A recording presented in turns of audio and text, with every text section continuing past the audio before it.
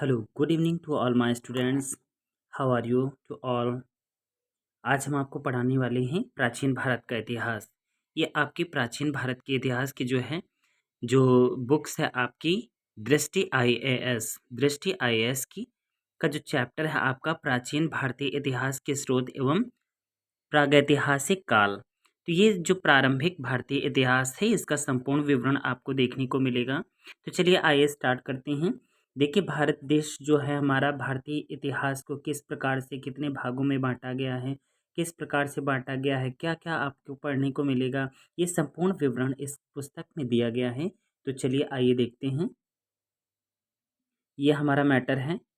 पहला है हमारा, यहाँ से प्रारंभ हो रहा है आपका प्राचीन भारतीय इतिहास के अध्ययन के स्रोत। आप देख रहे हैं कि अब प्राचीन भारतीय इतिहास के अध्ययन के स्रोत, अब अध्ययन के जो स्रोत हैं वो कौन कौन से हैं, इसे दो भागों में डिवाइड किया गया है। एक है आपका पुरातात्विक, क्या है पुरातात्विक स्रोत, और दूसरा है आपका यहाँ पर साहित्यिक स्रोत।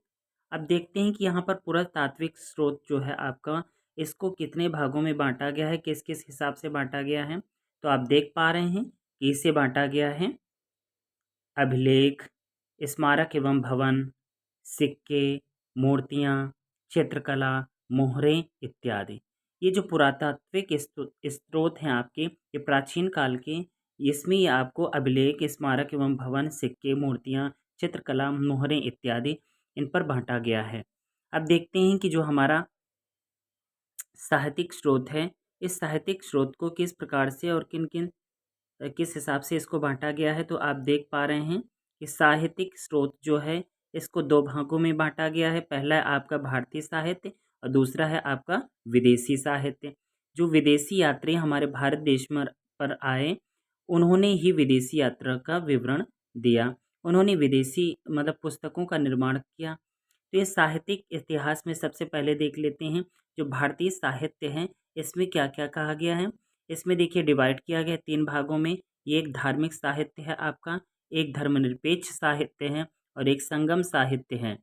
इन तीनों में डिवाइड किया गया है। तो पहला हम देख लेते हैं धार्मिक साहित्य। जो धार्मिक साहित्य है भारतीय इतिहास का वो किस हिसाब से आएगा। इसमें धार्मिक साहित्य में आप देखेंगे ब्राह्मण साहित्य, बौद्ध साहित्य और जैन साहित्य। अब सबसे पहले यहाँ पर देख लेते हैं।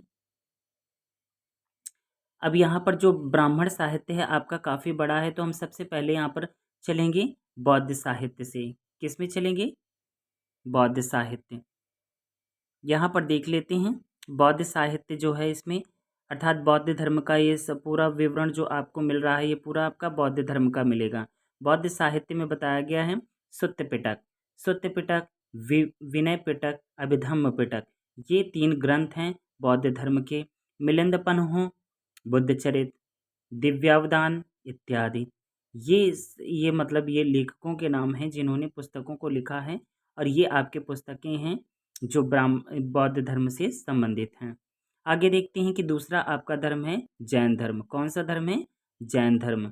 इसे परिशिष्टा पर्वन भी कहा जाता है, परिशिष्टा पर्वन। और इसे भद्रबाहु चरित में इसका विवरण मिलता है, भगवती सूत्र में मिलता है, कल्प सूत्र में मिलता है इत्यादि। ये हैं आपके जैन साहित्य, ये हैं आपके बौद्ध साहित्य। और ब्राह्मण साहित्य का अगर देखा जाए तो अब चलते हैं देख लेते हैं पहले ब्राह्मण साहित्य का। जो ब्राह्मण साहित्य का आप मैटर देख रहे हैं इसको बांटा गया है इतने भागों में। यहाँ पर देखिए पहला आपका वेद। अब वेद आपके जो हैं कौन कौन से हैं, ऋग्वेद, यजुर्वेद, सामवेद, अथर्ववेद। अब आपका दूसरा है ब्राह्मण ग्रंथ। ब्राह्मण ग्रंथ में है ऐतरेय, कौशितकीय, गोपथ आदि इत्यादि। ये तीन आपके ये हैं ब्राह्मण ग्रंथ में। आगे देखते हैं, आगे है आरण्यक। आरण्यक जो है आपका तैत्तिरीय, मैत्रायणी, ऐतरेय इत्यादि आदि का विवरण देखने को मिलता है आरण्यक में।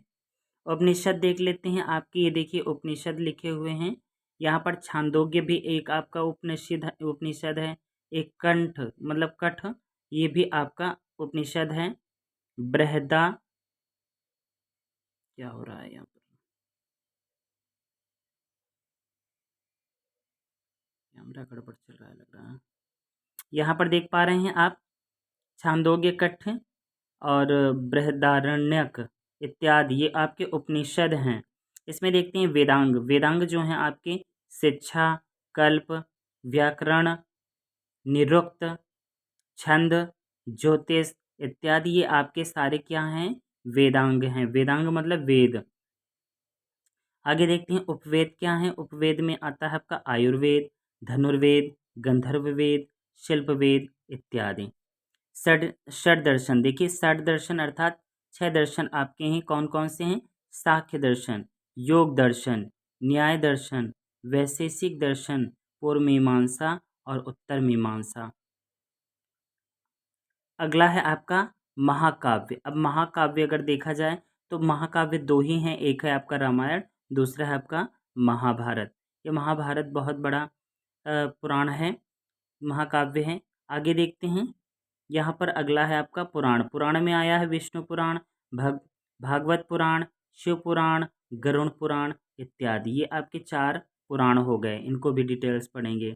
स्मृति में अगर देखा जाए तो मनु स्मृति हो गए और नारद स्मृति हो गए, याज्ञवल्क्य हो गए इत्यादि। ये आपके क्या हैं, ये स्मृतियाँ हैं।